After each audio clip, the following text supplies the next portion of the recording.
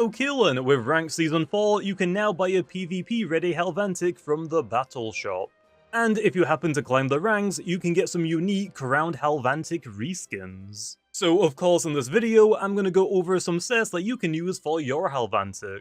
Every HALVANTIC is going to be running max speed and max melee attack, so let's start there with 200 speed TPs and 200 melee attack TPs. Most HALVANTICs are going to want at least 260 energy, so next up let's invest 20 TPs into our energy stat. Although of course if you want more energy, then feel free to invest more into your energy stats. And after that, we are now going to have 80 TPs as leftovers, which we can just throw into our health stats. Next up, for the personality, there are basically 3 options that you can consider. Very brawny, which will let us hit as hard as possible. Very nimble, which will let us be as fast as possible. Which, if you're going to go down one of these routes, for the decreasing personalities, you'll want to go with clumsy, because we don't care about our range attack stat. And then we'll want to lower one of our defensive stats, which tender is generally the preferred option. Or we could consider brawny and nimble to do a little bit of both.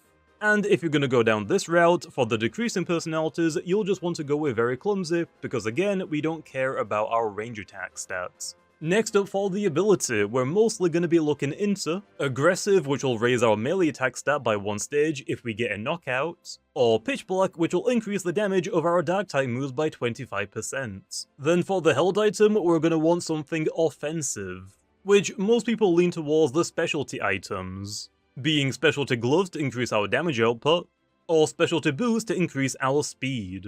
But you could also go with something else like power cuss, an essence, or even a shell if you wanted to.